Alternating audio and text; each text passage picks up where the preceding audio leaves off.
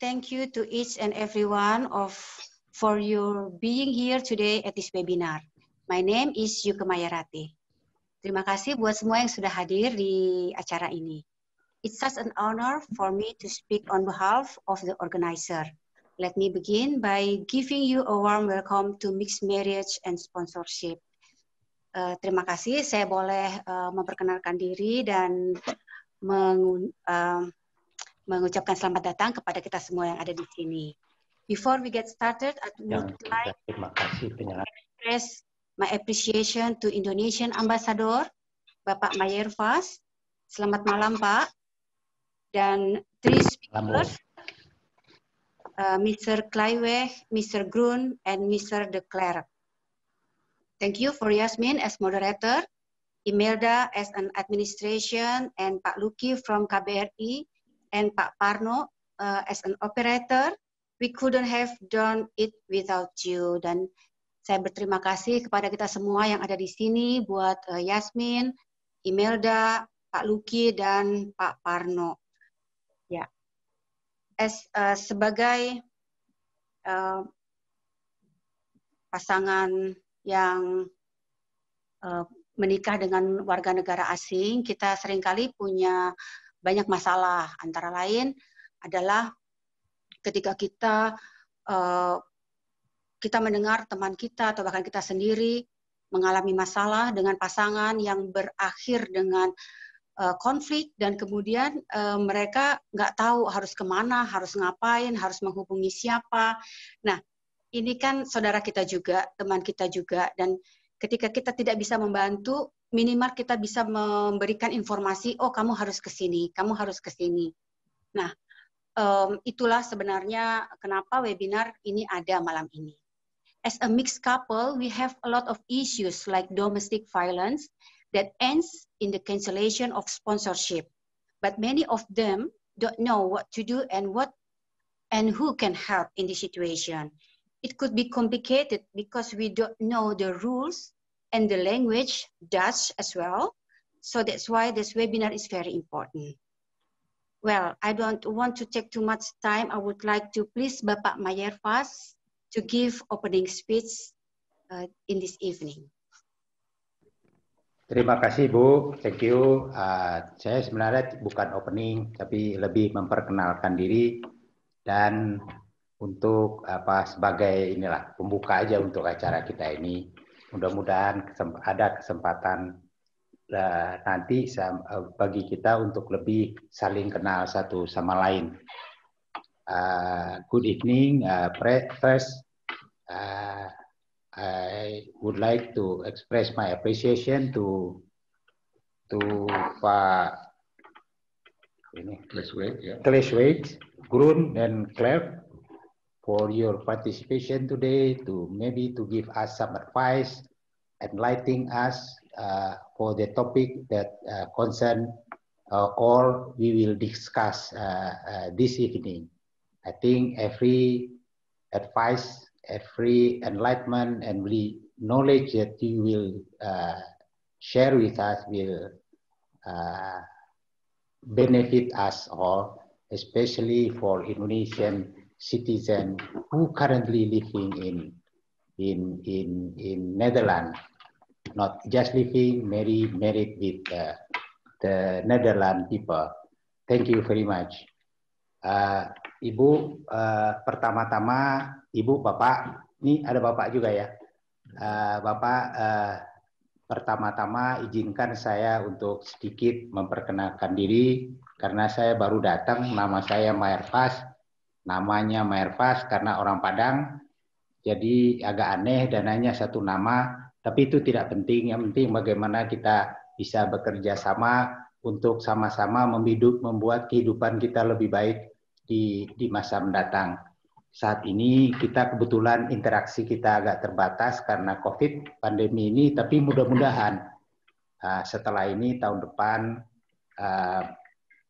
keadaan akan berangsur normal sehingga kehidupan kita akan normal lagi gitu, dan kita bisa saling bertemu, saling bertukar pikiran, dan saling bekerja sama satu sama lain dalam suasana kekeluargaan sebagai orang Indonesia yang saat ini tinggal di Belanda. Penyelenggara kami ingin mengucapkan terima kasih juga kepada penyelenggara yang bekerja sama dengan KBRI untuk terselenggaranya acara ini, karena ini memang bagian dari tugas kami di KBRI ini, yaitu perlindungan kepada tugas utama sebenarnya, perlindungan kepada warga negara Indonesia siapapun itu, apapun, untuk perlindungan apapun. Malah Presiden dan juga Menteri Luar Negeri sudah menggarisbawahi sekali pada saya bahwa setiap orang Indonesia harus merasa terlindungi. Itulah guna kehadiran perwakilan Indonesia di Belanda ini. Nah, sejalan dengan ini, topik yang dibahas menurut saya sangat relevan sekali. Kalau melihat dari catatannya, memang banyak sekali orang kita di sini yang tercatat memiliki hubungan marriage, yang memiliki hubungan perkawinan dengan orang-orang warga negara sini ya Bu. Jadi kalau itu permasalahannya juga kerap muncul, kita tidak tahu, tidak hanya perlu kenal dengan siapa kita kawin atau melakukan perkawinan, apa kebiasaannya, apa keinginannya, apa hal-hal yang kita bisa share dalam kehidupan ini, tapi yang lebih penting juga kita juga harus tahu hukum-hukum yang melekat di negaranya dan yang melekat kepadanya. Jadi itu sangat penting sekali. Banyak hal yang muncul. Kami kebetulan di beberapa negara juga mengalami hal yang sama, menangani hal yang sama, yaitu perlindungan kepada warga negara kita yang melakukan perkawinan antar bangsa. Jadi ada masalah izin tinggal, masalah kecil-kecil, harta gono gini, hak dan kewajiban, apalagi ada juga KDRT, ada juga macam-macam, atau masalah-masalah hukum lainnya. Nah, ini juga salah satu, seperti kami sampaikan, prioritas dari pekerjaan kami. Ini penting, dan kalau saya lihat KBRI juga sudah mengeluarkan buku panduan tahun 2019 ini, buku panduan bagi WNI di Belanda mengenai perkawinan campuran. Jadi mungkin ibu-ibu atau bapak sudah mempunyai buku ini. Kalau enggak, silakan diminta ke Pak Luki, gratis. Saudara bersalah. Ya, termasuk ongkos kirim. Ya, jadi itulah mudah-mudahan kesempatan ini benar-benar bisa kita manfaatkan semua. Benar-benar dapat memberi pemahaman bagi kita, kalau bisa jawaban atas masalah yang kita hadapi saat ini, dan mungkin masalah yang menurut kita akan muncul kepada kita ke depannya. Jadi apapun yang menjadi pertanyaan, apapun yang menjadi concern saat ini, mungkin bisa mendapat penjelasan pada kesempatan ini. Kalau misalnya halnya nanti tidak cukup waktunya dan masih banyak masih banyak hal yang perlu kita pahami, mungkin bisa kita lanjutkan lagi. Dan saya juga ingin menyampaikan pada kesempatan ini, KBRI adalah rumah kita semua. Kalau ada hal-hal yang menjadi concern, jangan sungkan, dan atau jangan nggak enak, atau jangan takut ya, atau jangan apapun itu menyangkut warga negara Indonesia bisa atau menjadi tugas kami. Jadi langsung saja disampaikan, jangan dianggap tidak penting. Mungkin sekarang tidak penting, mungkin besok-besoknya akan menjadi penting bagi kita semua. Pokoknya apapun yang ibu bapak rasakan perlu mendapat perhatian, langsung sampaikan saja. Nanti kita cari jalan keluarnya yang bagaimana baiknya. sesuai dengan aturan-aturan yang ada di sini, sesuai juga dengan kepentingan kita tentunya. Jadi tentu kita juga harus mencari sebaik-baiknya bagi kebaikan kita, sebanyak-banyaknya untuk kebaikan kita. Ya, bagaimanapun KBRI untuk orang Indonesia. Jadi harus kebaikannya itu kepada kita semua. Jadi mungkin itu sebagai pembuka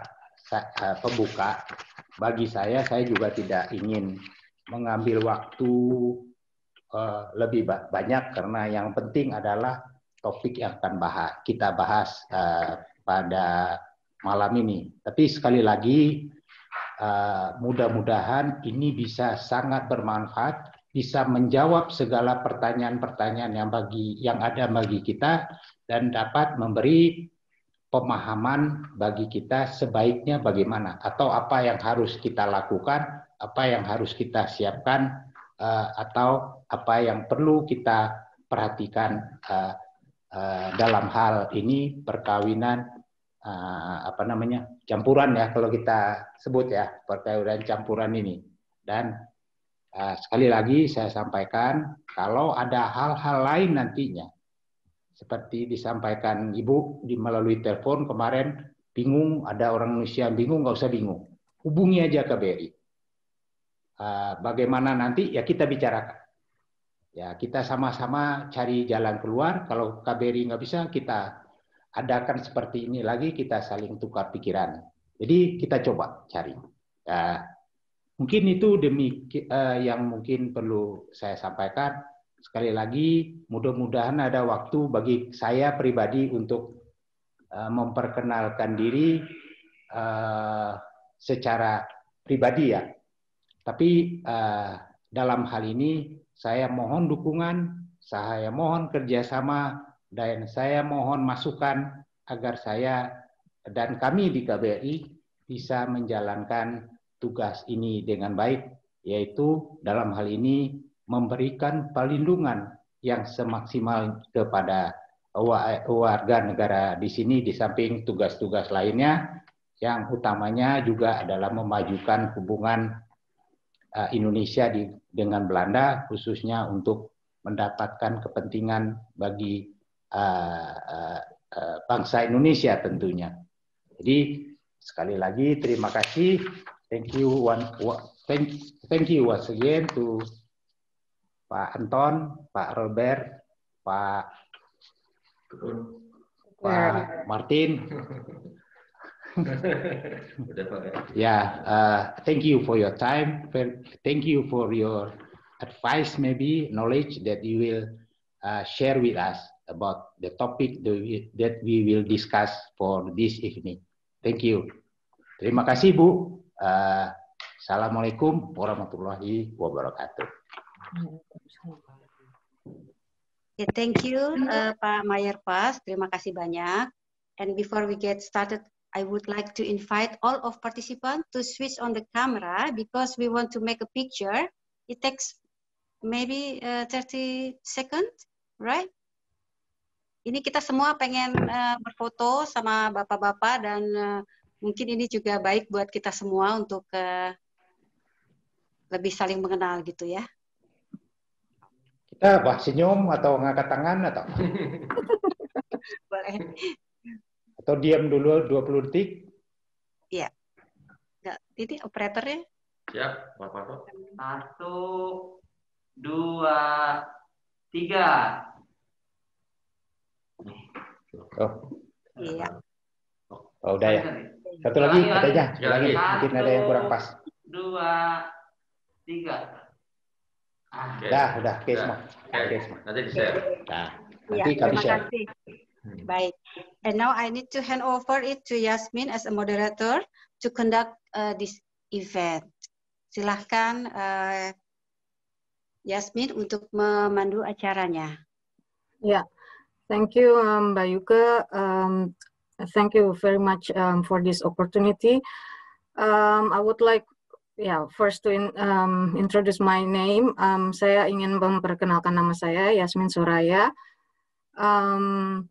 First of all, I would like to say welcome to Bapak Maerfas, dan thank you very much for the organizer of all to make it happen to this webinar. Welcome also to Mr. Kleiweg, Mr. Groen, and also Mr. De Klerk. So I see everyone is already here. And before we start the discussion and presentation, sebelum kita mulai presentasi dan diskusinya, I would like to say some, not rules, but I would like to that everyone obey some. How do you say that? It's a rule. So ada beberapa hal yang saya ingin sampaikan kepada para peserta untuk memulai webinar ini, untuk presentasi dan diskusi. Mohon dimatikan mic-nya, tolong di-mute mic-nya, dan juga karena waktunya terbatas, kita nanti dalam diskusi tidak akan ada interactive discussion. So we would not doing the interactive discussion. Semua pertanyaan kalau bisa ditulis di ruang chat room, ya. Jadi dari awal diskusi atau presentasi, kawan-kawan semua bisa langsung menuliskan pertanyaan. Bila ada pertanyaan, bisa langsung ditulis di chat room. And so all questions you can write it down on the chat room, and then in the discussion section, I would like to choose 3 biggest questions, and then it would be discussed by the lawyers. Dalam diskusi nanti saya akan memilih 3 pertanyaan terbesar untuk didiskusikan oleh para advokat-advokat ini. And for the rest of the questions, don't worry, we will answer it offline, and we will report it with the notulensi. KBRI akan melakukan notulensi, dan juga semua pertanyaan yang tidak terjawab nantinya akan dijawab secara offline oleh para advokat, dan nanti akan kami kirimkan ke Bapak Ibu semuanya. Ya, jadi apabila ada pertanyaan bisa lewat chat room, maksud saya. Just a second. Oke, untuk memulai diskusi dan presentasi ini, saya akan memperkenalkan satu persatu dari pembicaranya, dan juga saya akan membacakan karena kita sudah mendapatkan beberapa pertanyaan sebelumnya dari Bapak Ibu semuanya, ya. So I would like to introduce one by one for all the speakers, and I would also mention about the questions that addressed to each of the lawyers. The first speakers will be Mr. Anton Kleiweg. I would like to introduce you in Bahasa. I would like to, one second. Saya akan memperkenalkan Bapak Kleiweg. Bapak Kleiweg ini adalah alumni dari UvA, Universiteit van Amsterdam, dan sejak tahun 98 bekerja sebagai advokat. Sejak saat itu beliau memiliki spesialisasi hukum imigrasi. Dan beliau juga pernah bekerja di IND. Jadi beliau ini adalah ahli hukum imigrasi dan merupakan anggota dari Specialisten Vereniging Migratierecht Advocaten. Jadi perkumpulan spesialis hukum imigrasi untuk para advokat.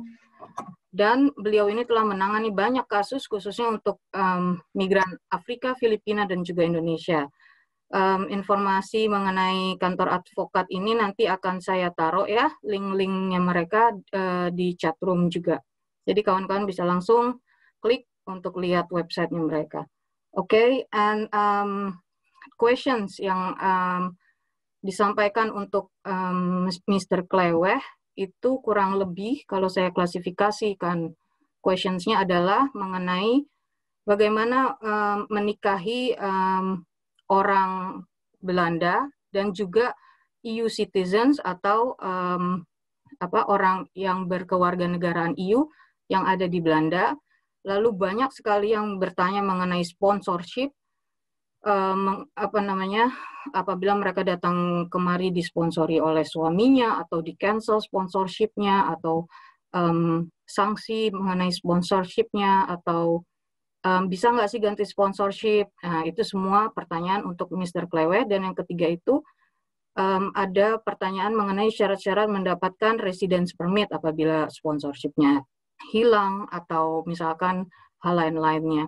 Dan juga pertanyaan mengenai mendapatkan paspor Nederland.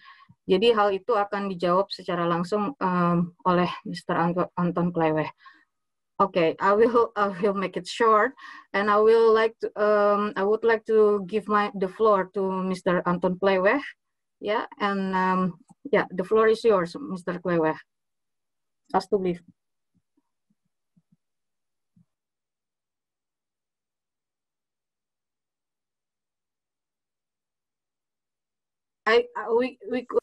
Yeah.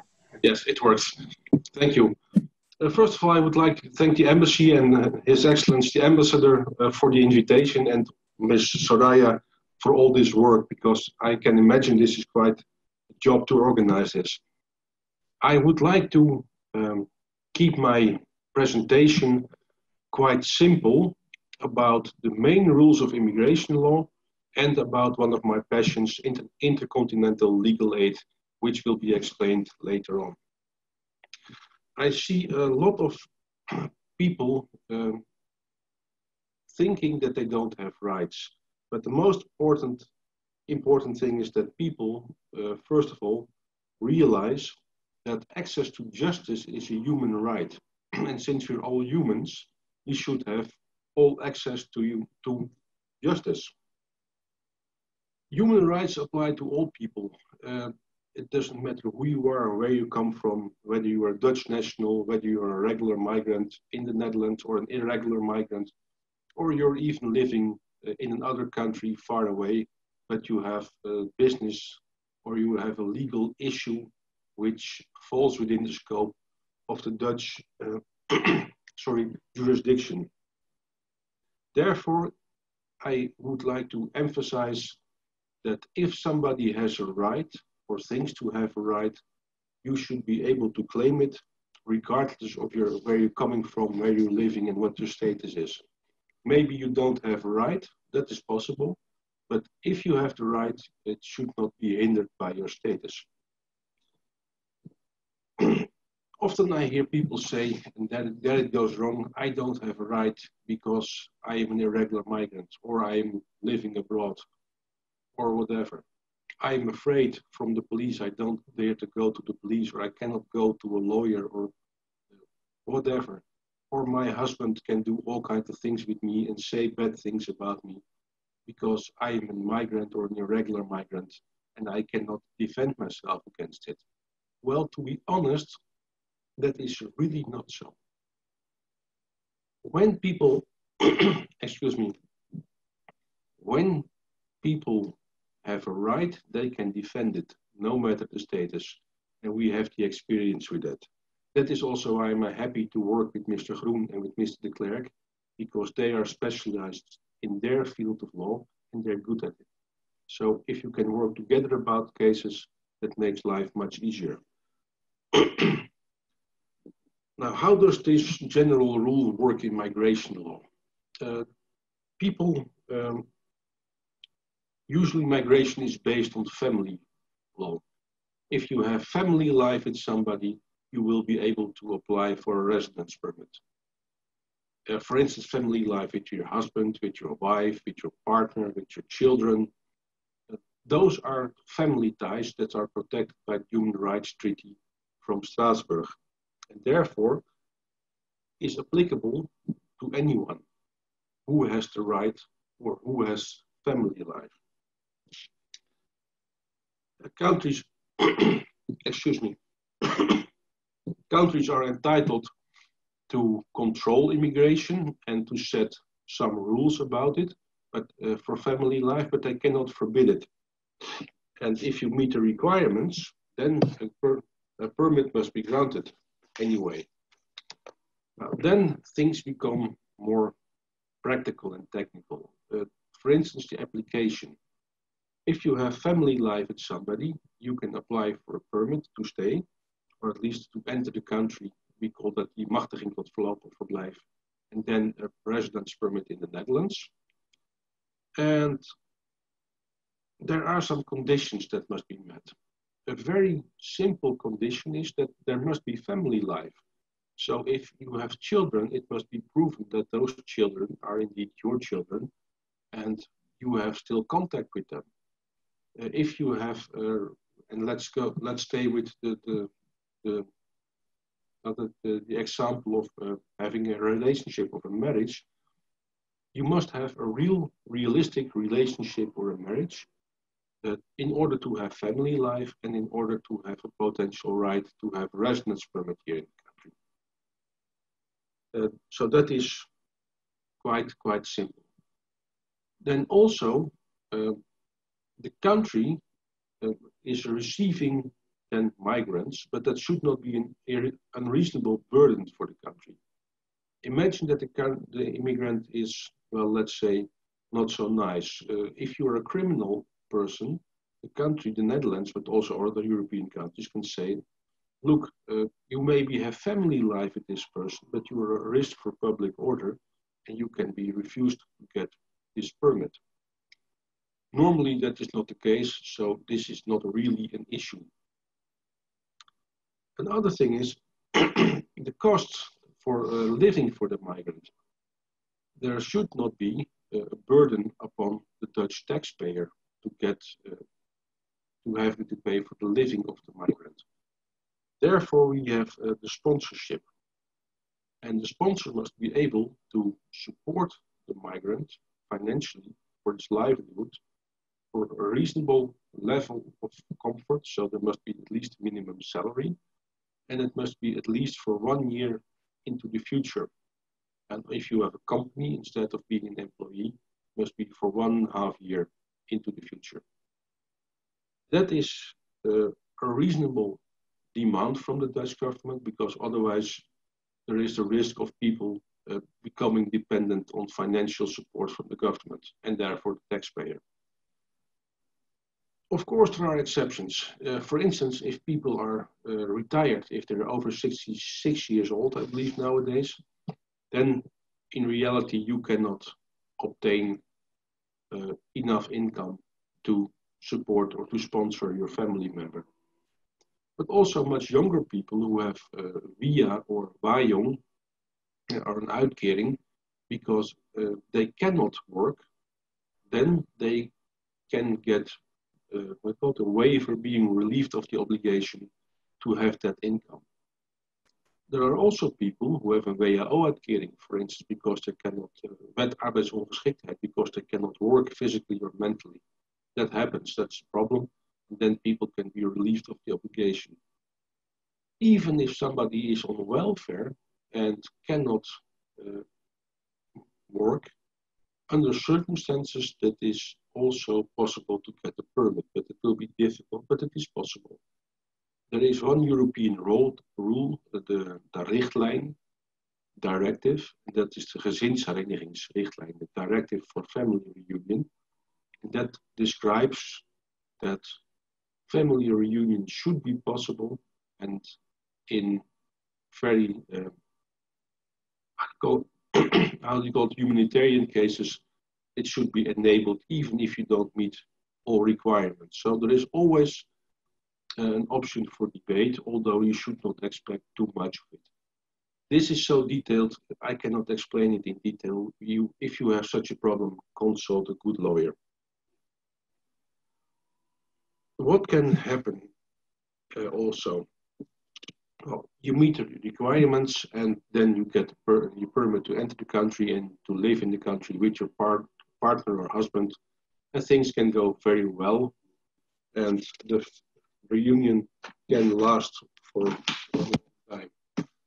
Then you might, after some years, would like to receive, after 5 years that is possible, to get yourself a permanent residence permit because of long-term stay within the European Union, or voorwaardelijk verblijf, voortgezet verblijf after the relationship. That is all possible but very important is that in the meantime, you're staying here, you do your inburgeringsdiploma, the civic integration diploma, because that is nowadays a requirement for an independent permit for voortgezet verblijf after those 5 years. I saw on the chat a question coming. What if somebody has a permit with husband or wife in the Netherlands and that person, the sponsor, dies? Well, if you have a residence permit to stay with this person, then you contact the immigration authorities and you ask them, my partner or husband sadly died, please get me an independent permit. And that then will be granted because of the death of the husband. Excuse me. Another thing that can happen, less bad, but even better, still bad, there can be a problem with the income of the sponsor. Well, if the problem is not the fault of the sponsor, for instance, the sponsor is working with a company and the company goes bankrupt, then of course you must inform the immigration authorities about it. But if you do that timely and it is not your fault that you lose your income, or maybe your own company goes bankrupt, then they will not withdraw the residence permit. If you are not informing the immigration authorities, then that will be considered lying, because withholding the truth, withholding information is considered giving false information. People tend to do so when they lost their job and they are to blame for it. For instance, if you're a driver and well, you get caught with alcohol and you lose your job, or you just don't go to work, have a problem with your boss all the time, and you get fired because of, well, not such good behavior, then it will be held against you, and then there will be a problem with the residence permit. Not always. There is some leeway, especially when the migrant himself or herself is also working, but then there is a problem. Still, you have to inform the immigration authorities about it, because if you don't, that will be held against you, and you lose a little bit of goodwill that you might need, especially in those cases. I'm sorry, Mr. Kleweg. I think I am. Can you make it short, because we are a little bit running off time. Okay, I will do so. Thank you. Well, if the relationship is being broken because of whatever reason, then the residence permit basically will end, because you have a permit to stay with partner or wife and you don't need it anymore. That is possible. One exception is that if the relationship is broken because of matrimonial violence, then you can apply for a change of permit to an independent permit, and that will be usually granted if you can substantiate the fact that there was matrimonial violence. That is something you should do quickly and consult a lawyer about. I will hurry and I will speak a bit faster. Important is also that if you have been living for 5 years, you can get the independent permit, but you must have the inburgeringsdiploma. For children, that is easier, because often they can get a permit after 1 year living in the Netherlands based on the permit. And if the children have a permit, you cannot easily send away the parent. So there might be also a ground for a permit. But most important, I think, is when children are involved. And that is, for instance, when the lady is having a Dutch child and the migrant woman is not having a residence permit, or she has a residence permit, but the relationship has been broken and she cannot get an independent permit.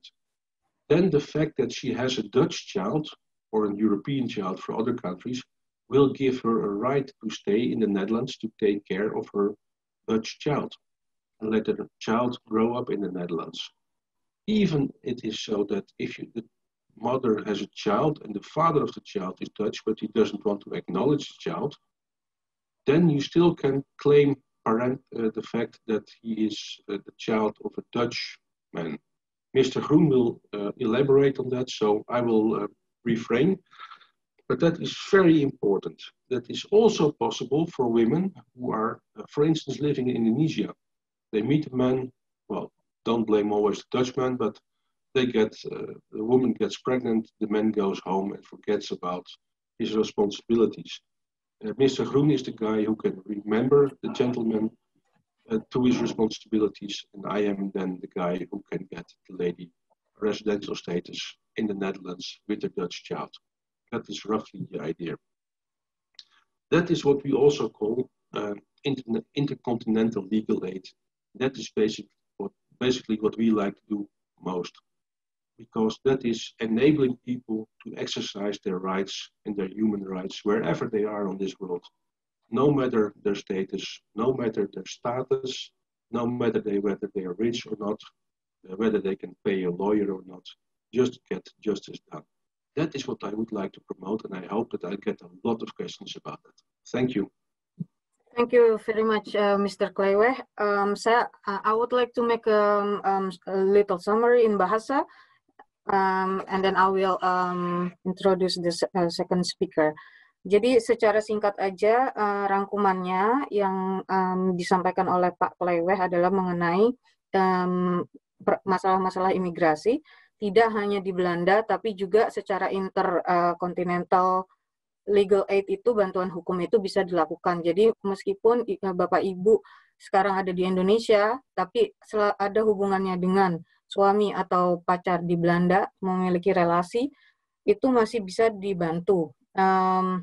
Misalkan karena akses terhadap keadilan itu merupakan hak asasi manusia, semuanya memiliki hak, dan khususnya apabila teman-teman atau ibu-ibu, bapak-bapak yang datang ke sini mendapatkan sponsorship, itu tadi Mr. Klewe mengatakan minimal salarinya itu 1 tahun, kalau misalkan suaminya punya company itu 1,5 tahun.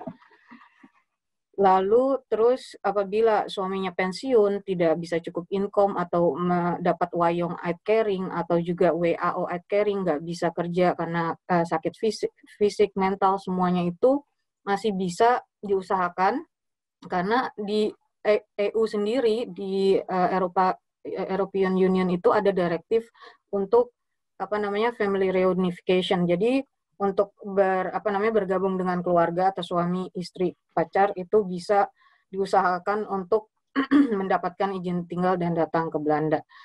Dan setelah 5 tahun izin tinggal bisa mendapatkan permanent residence, dan apabila income-nya berkurang atau bangkrut atau terjadi hal-hal seperti itu, tidak langsung residence permanent dicabut. Semua perubahan-perubahan yang terjadi gitu dalam hidup kita itu harus dilaporkan ke IND. Situasi yang terjadi itu harus dilaporkan ke IND, harus jujur dengan IND, karena kalau IND tahu ada yang ditutupi atau ada kesalahan, itu mereka nanti sulit untuk memberikan izin tinggalnya, dan lebih baik konsul dengan advokat.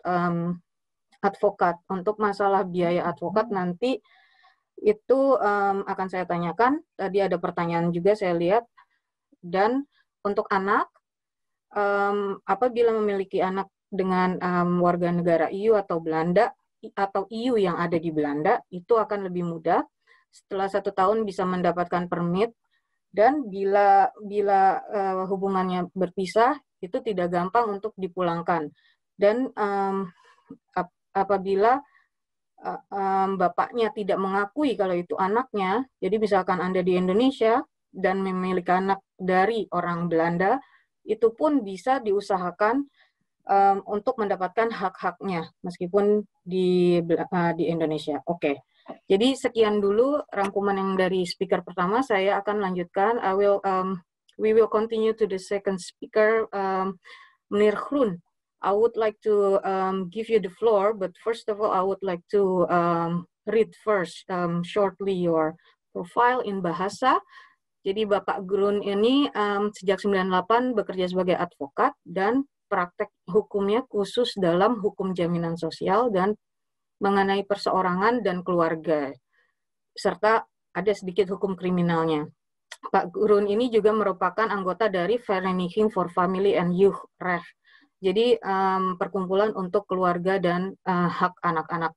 Dan juga Vereniging for Bestuurrecht. Saya perlu translate semuanya karena beliau juga aktif di Netherlands Vereniging for Procesrecht. Nanti akan saya kirimkan linknya, bisa dilihat di websitenya.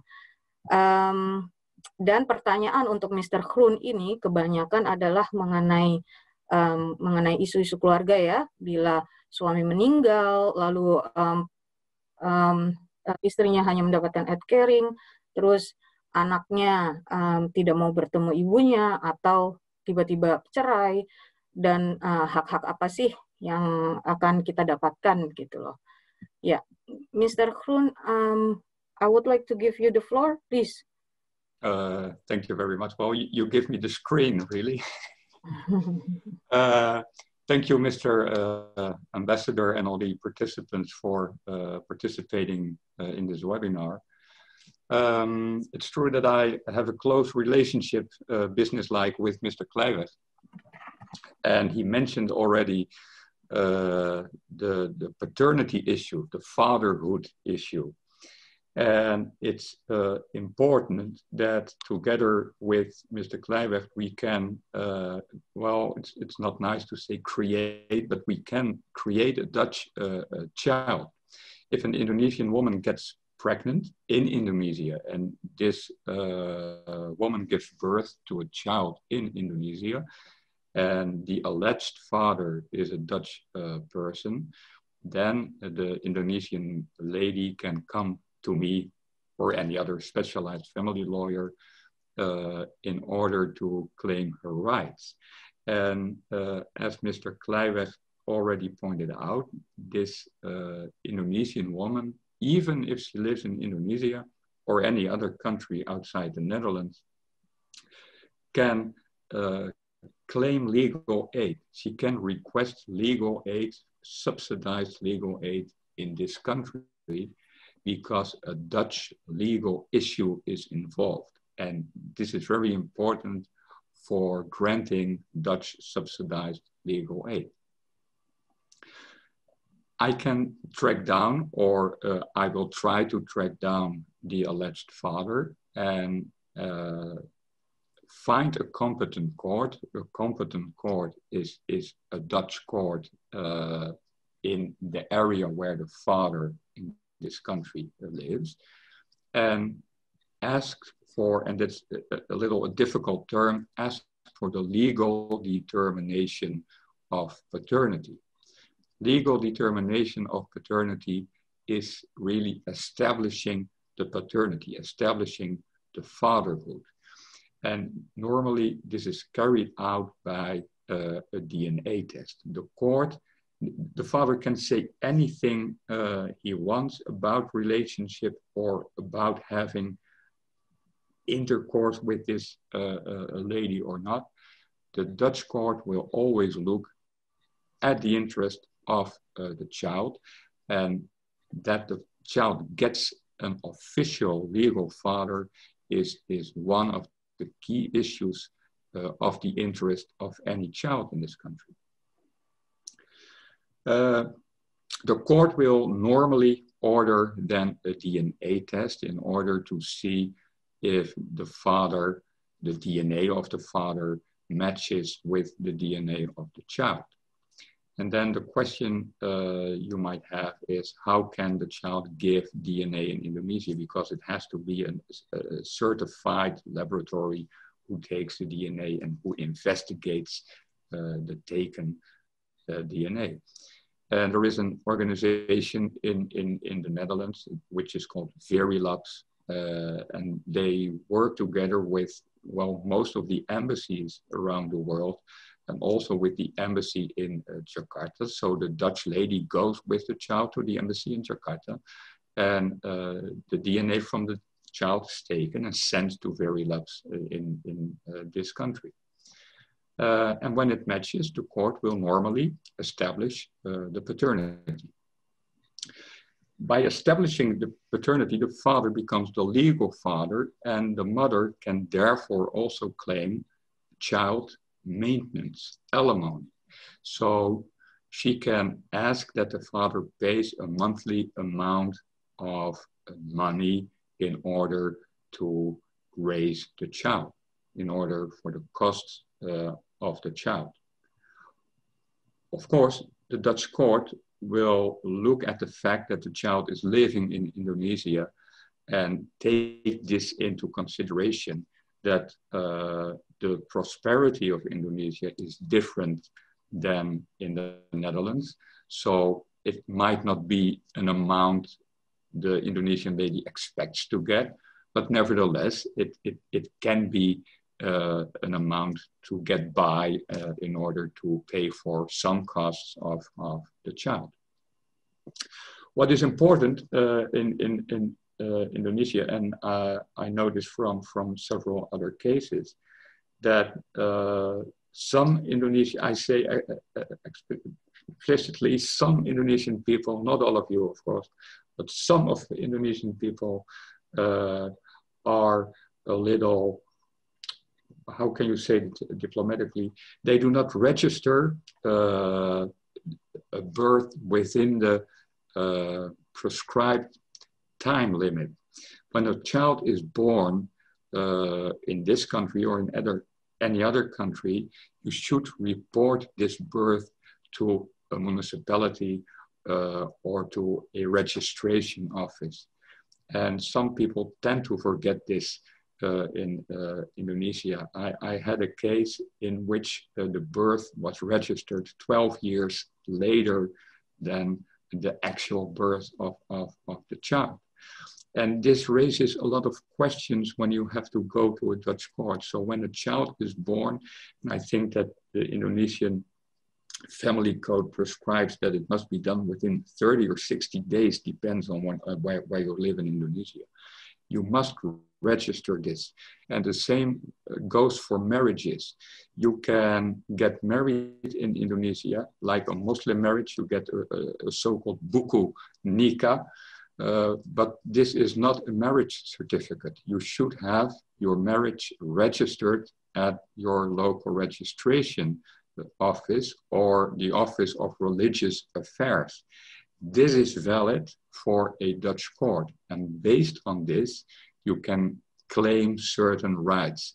A certain right is to get a divorce. For instance, if your husband lives in this country, or you live in this country and your husband lives in Indonesia, you can request a divorce in a Dutch court.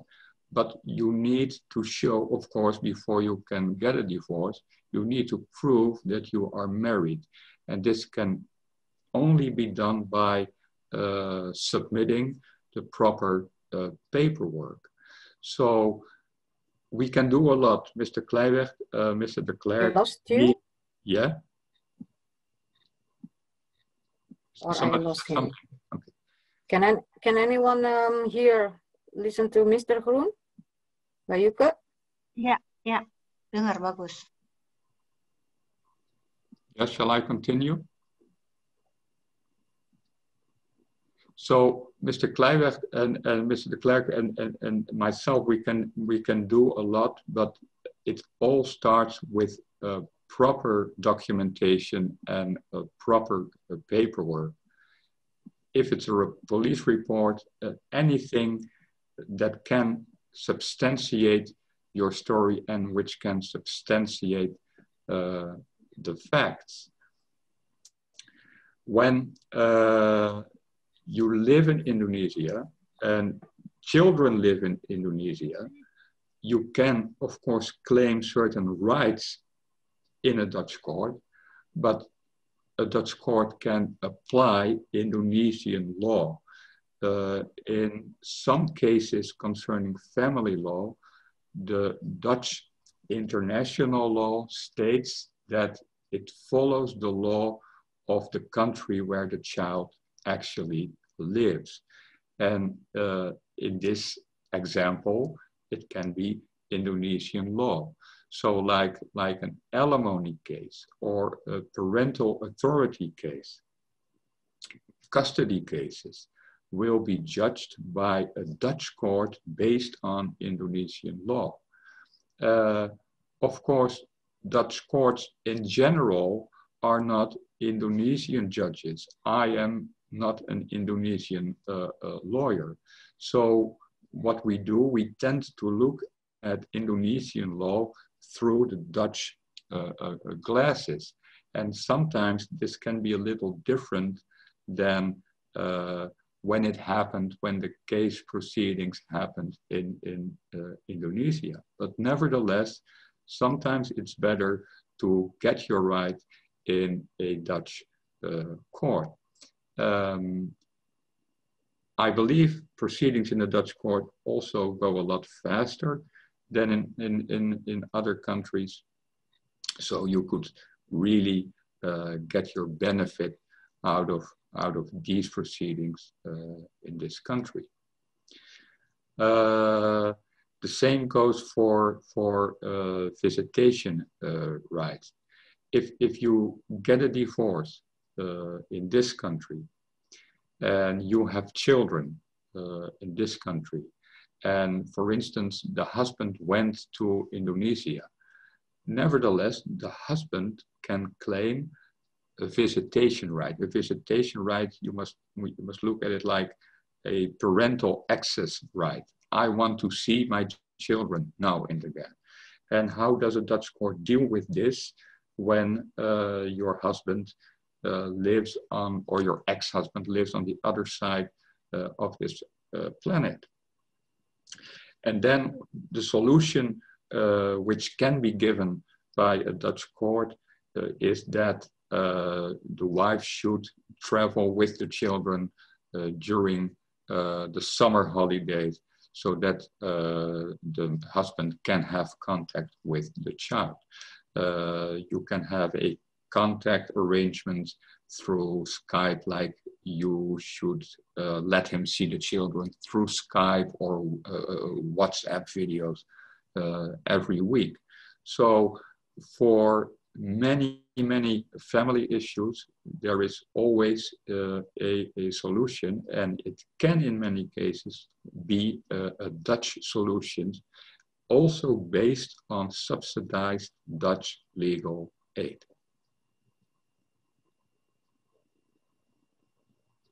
I hope I did not exceed my time limit.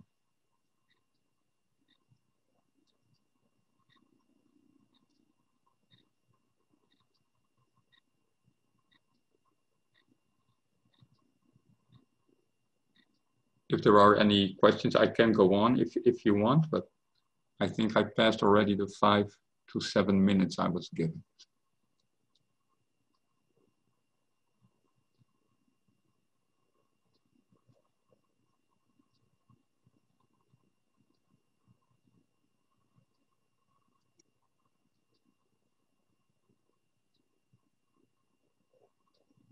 Yes. Okay. Now it's working anymore. Sorry, it was a problem with the techniques. I would really sorry. Okay, thank you very much, Mr. Groen. And I had a problem also with the internet, so it's I didn't really listen all of the explanation, but I would like to make a quick summary. Jadi Mr. Groen tadi menerangkan mengenai bantuan hukum, mengenai kalau Bapak Ibu semuanya tidak memiliki cukup finansial, bisa meminta bantuan hukum dan juga bantuan finansial dari pemerintah ya.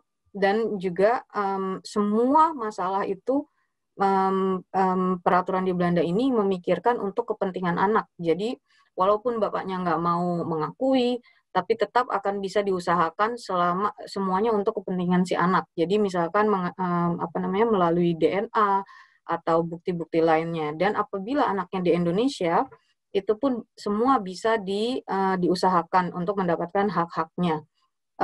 Mungkin karena tinggalnya di Indonesia, tingkat kesejahteraannya pun berbeda, tapi semua disesuaikan untuk kepentingan si anak.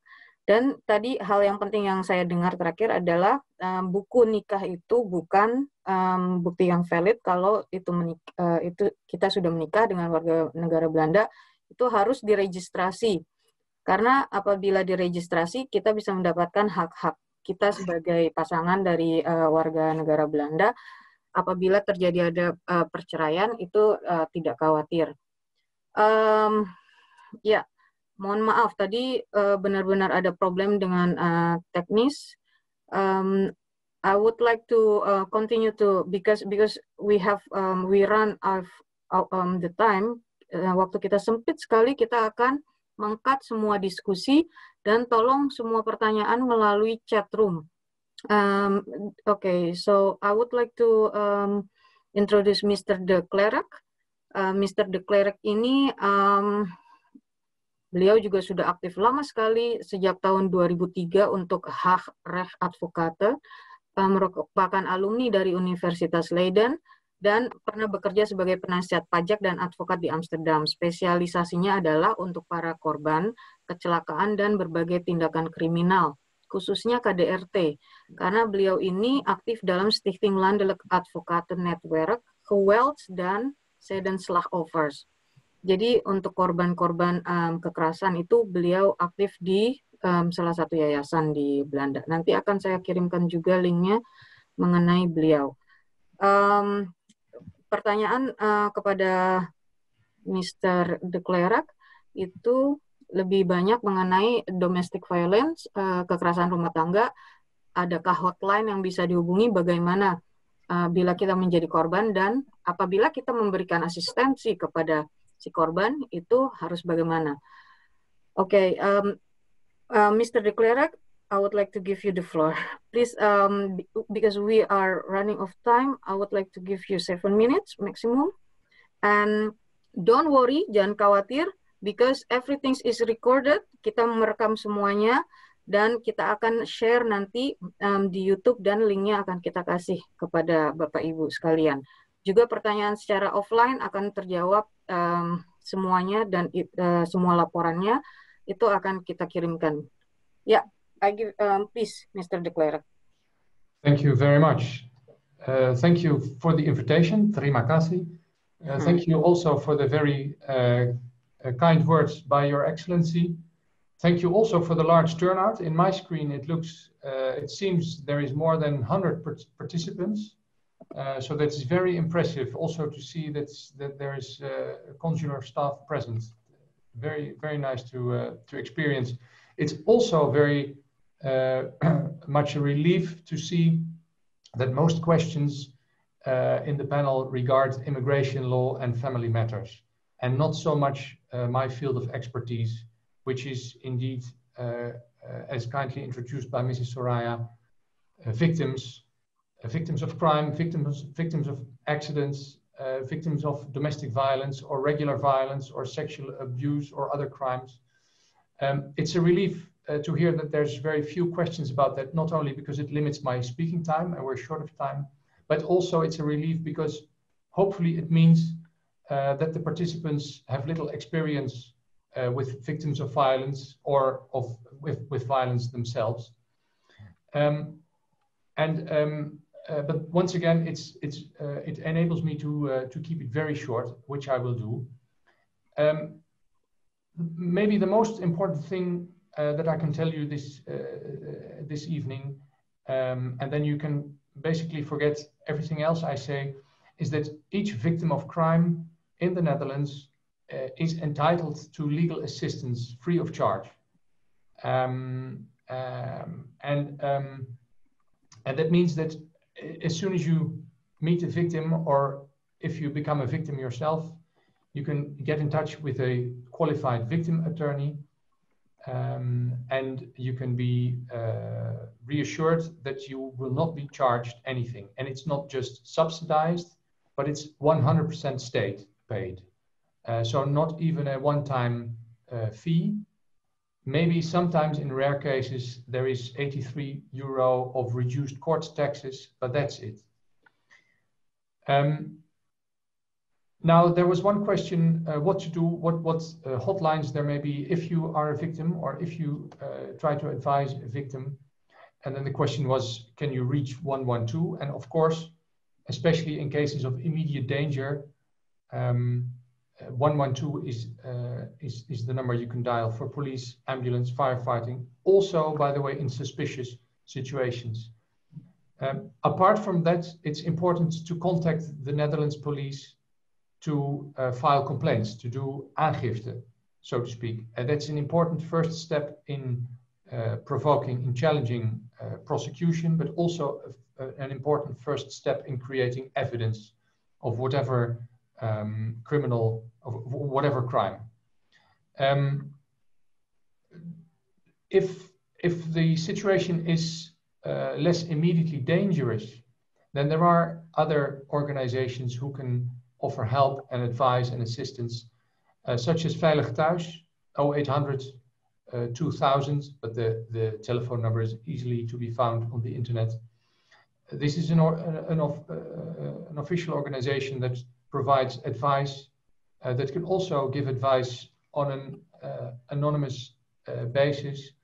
They also know the direction, the roads towards shelter. And there is also the institution of Slachtofferhulp Nederland, 0900 0101. They also provide a lot of advice, all free of charge, cost-free, and very practical, legal, and other sorts of help. Now, to end my short address, Mr. Kleiweg and Mr. Groen, they really can do magic, so to speak. They can fix resident permits, they can create Netherlands children, and that's important, almost tangible work, things that can really change people's lives. The only thing that I can do as a victim attorney is to try and claim some damages compensation financially through several routes, and sometimes also mentally to be actively participating with the help of a victim attorney can be reassuring for victims and can really help victims to overcome whatever happens to them. But please bear in mind that at the end of the day, it's basically only financially that we can do, but nevertheless important. And as what I started with, free of charge. Terima kasih. Yeah, thank you, Mr. de Klerk, for the short but very important explanation. Yang saya tangkap adalah, saya rangkum, Mr. de Klerk ini adalah ahli untuk bagi para korban untuk mendapatkan ganti rugi, tidak hanya secara finansial, mengenai misalkan sebagai korban kekerasan rumah tangga, tetapi juga secara mental apabila kita menjadi korban KDRT itu bisa dimintakan ganti ruginya. Itu penting untuk melaporkan kepada menelpon 112 apabila terjadi hal yang urgent banget, dan jangan lupa untuk memfile laporan ke polisi dan juga mengumpulkan semua bukti-bukti. Itu penting untuk mendapatkan hak-hak kita. Ada juga informasi untuk melaporkan pada Veilig Thuis, itu 0800 2000, itu nomor teleponnya. Dan juga kalau bagi yang ada di Den Haag, I would like to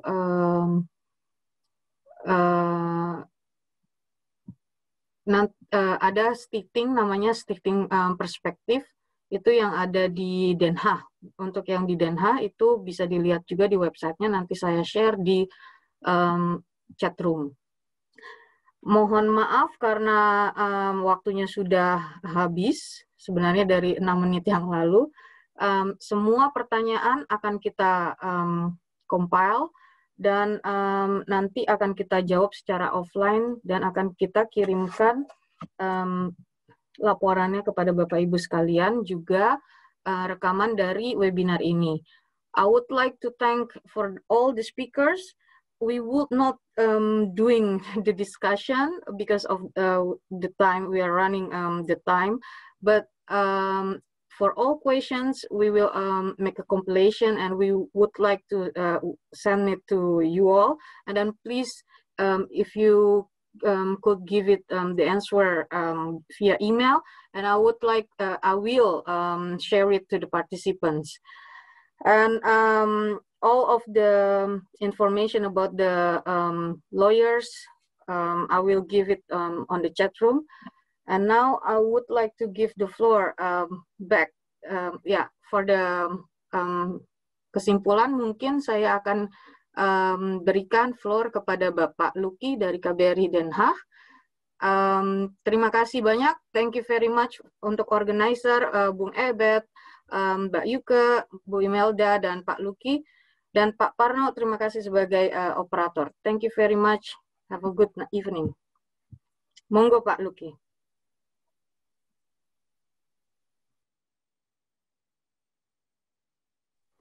Oke, terima kasih Mbak Yasmin sebagai moderator. Thanks to Meneer Kleijwijk, Meneer Groen, and Meneer de Klerk. So my ambassador just excused himself. He has another engagement, but trust me, he's listening from somewhere.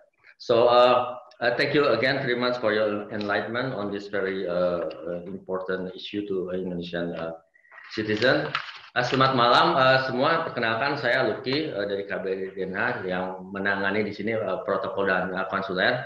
Saya di sini hanya bantu-bantu ini aja Mbak Yuke, Mbak Imelda, Mbak Soraya sama Kang Ebet. Jadi saya hanya lengkap saja sih.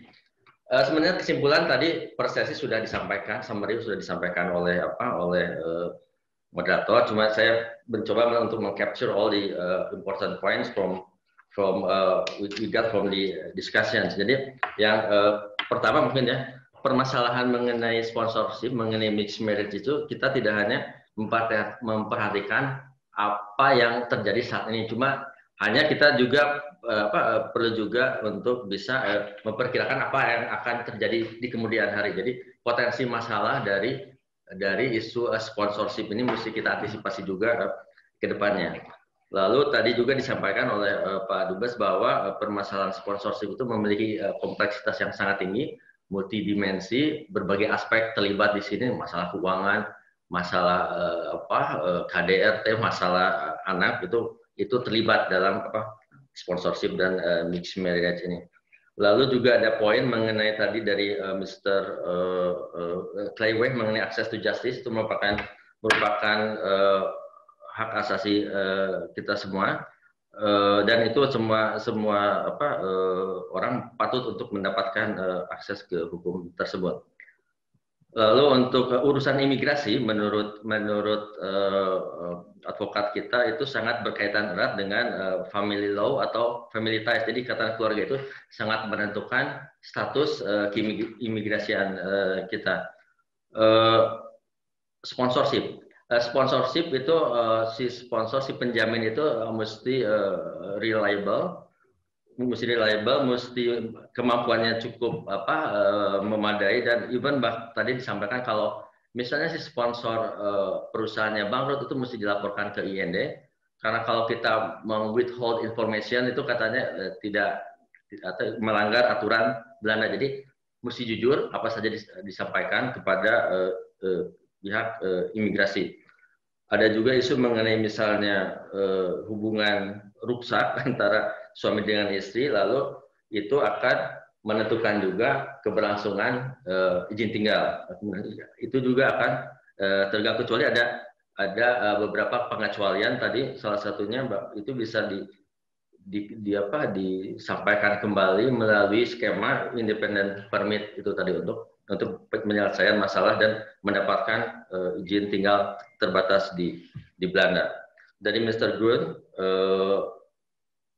penentuan legal legal determination yang dianut oleh Belanda itu banyak berdasarkan pada fatherhood. Sampai tadi ada untuk menentukan hubungan keluarga mesti ada DNA test. Dan jangan khawatir buat ibu-ibu warga negara Indonesia, mendapatkan benefits dari Belanda itu, kita juga bisa melakukannya di Jakarta asal paperworks-nya tadi proper. Bahkan kedutaan Belanda yang di Jakarta memiliki certified laboratorium untuk misalnya untuk mengetes DNA. Jadi nggak usah khawatir untuk mendapatkan benefit dari pemerintah Belanda. Satu hal yang digariskan oleh Mr. Gun adalah kita itu selalu lama untuk meregister kelahiran anak kita untuk para pasangan WNI agar segera melaporkan kelahiran putranya. Itu yang tadi digarisbawahi oleh Mr. Gun. Sementara dari Menir de Klerk itu bahwa kalau menjadi kita salah satu pihak korban dari domestic violence, kita akan mendapatkan akses yang mudah di Belanda ini, free of charge, banyak channelnya. Salah satunya tadi bisa melalui beberapa sting yang memang menangani violence, domestic violence. Itu saja yang bisa saya rangkum, seperti tadi disampaikan oleh Mbak Moderator, bahwa segala pertanyaan tertulis akan kita sampaikan juga nanti jawabannya secara tertulis. Kami kembalikan ke MC, terima kasih. Iya. Nah, terima kasih semua. Akhirnya kita di sini juga merasa sedikit tenang karena ternyata banyak hak-hak kita yang selama ini kita nggak tahu atau mungkin belum terinformasi dengan baik. Dan semoga dengan adanya acara kita hari ini paling tidak memberi sedikit informasi atau membuka pikiran kita bahwa don't worry, di sini kita sangat dilindungi. Dan hak asasi manusia di dunia itu Belanda menempati urutan pertama. Jadi selanjutnya kita akan ikuti seri webinar berikutnya. Kalau masih ada pertanyaan-pertanyaan lain kita simpan dulu atau kita bisa jawab nanti di next webinar. Thank you to everyone and speakers to your participation in the webinar. See you all in the next webinar. Good evening, everybody.